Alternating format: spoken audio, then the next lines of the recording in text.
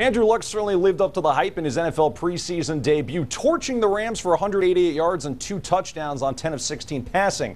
Now, with all due respect to the St. Louis secondary, Luck gets his first real test tonight. The Colts travel to Pittsburgh, and the Steelers certainly a big test for the entire organization. Indy's 35-point win over the Rams was a surprisingly dominant start to the Chuck Pagano era, but it's already been forgotten. The Colts were all business this week prepping for Pittsburgh.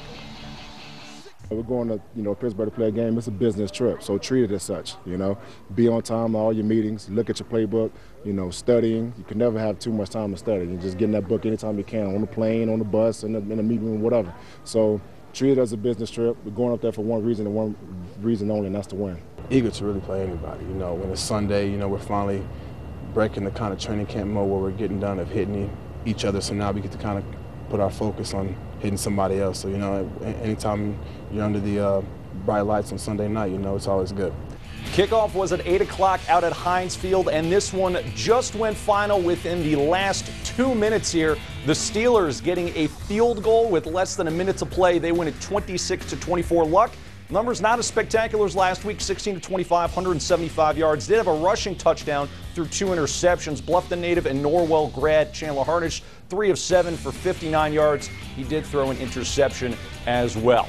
Now, the quarterback question at St. Francis seems to have an answer. That answer could be Josh Miller. The junior worked with the #1 offense in yesterday's scrimmage, while sophomore Wes Hunsucker took reps with the second group. Hunsucker did throw a pair of touchdown passes and insists he will continue pushing for the starting job. But head coach Kevin Donnelly said come next Saturday, it will likely be Miller taking the snaps at Texas College.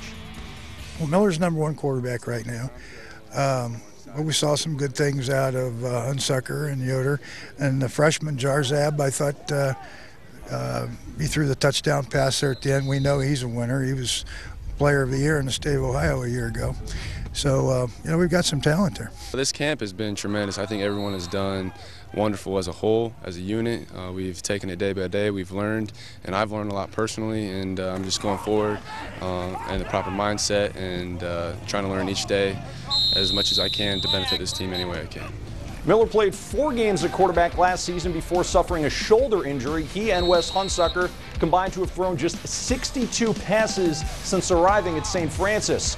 Meanwhile, in South Bend, there's absolutely no positional questions at tight end. Dwenger grad and preseason All-American Tyler Eifert is Notre Dame's top pass-catching threat this season. But after a record-setting junior year, there was talk Eifert would jump to the NFL. Even now, months after he announced his return, the senior continues to preach just how hard of a decision it was to make.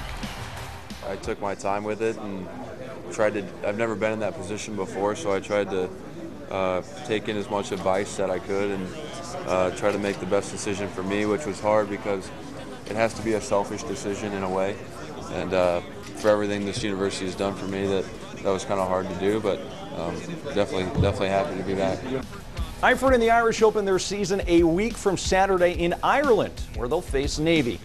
You could have called last night's Tincaps game after the first inning, and the outcome would have been the same. The Caps scored all 5 of their runs their first time up, while 3 pitchers combined to hurl a shutout of Dayton. More importantly, Bowling Green lost at home against South Bend, so the gap for first is down to a single game.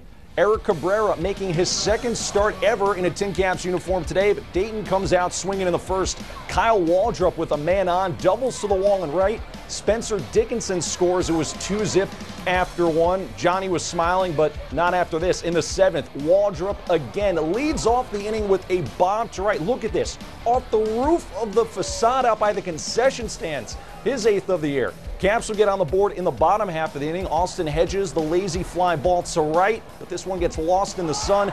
Jason Asensio scores, but that's the only run of the day. Dayton wins 5-1. We made a couple errors the first inning, but our pitchers did well keeping us in the game, and hitting just kind of wasn't there today, especially timely hitting. So we'll kind of forget about this one and get after it tomorrow. Focusing on trying to put together hits and score runs for our pitchers. So nothing out of the ordinary. Just continuing to play with some fire that that we've had all second half. We scored 1 in the 7th. We could have scored 2 more, but again the guys did not run the bases hard. Cost probably 2 runs in there. Instead of 1 run, we could have been 5-3, or if we play good defense first inning, it could be a tie game instead of 5-1. The series continues tomorrow night at 7. Starlin Castro and the Cubs agreed to a 7-year, $60 million contract extension yesterday, trying to split a series with the Reds this afternoon. 2 on in the 6th. Jeff LaHare grounds into the inning-ending 6-4-3 double play. That was a killer.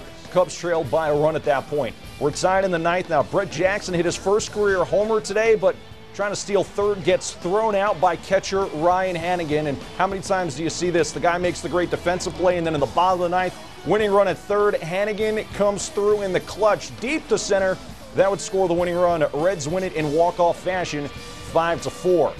White Sox and Royals hooking up in KC, and Kansas City starter Jeremy Guthrie brilliant today. Issues a walk to A.J. Pierzynski in the 5th. That's insignificant other than the fact Pierzynski was the first base runner for Chicago, so that breaks up a perfect game, but Guthrie keeps coming. Blows the fastball by Adam Dunn in the 7th, but the very next batter is Paul Konerko, and the ageless wonder sends us one deep into the hole at short. The throw a little off. Konerko hustling down the line. So there goes the no-hitter for Guthrie. He didn't even get the win today as the White Sox would tie this one at 2. But in the bottom of the 8th, it's Salvador Perez going to right. And on his horse, it's Jared Dyson scores the go-ahead run. KC would tack on 2 more. They get the win 5-2. Norwell grad Jared Parker on the hill today as Oakland hosted Cleveland, and Parker has his mojo back after a few rough outings. The rookie goes 8 shutout innings, scattering 6 hits and striking out a pair for his 8th win of the season. Parker getting plenty of backup, as well as the A's score 7 runs on 12 hits.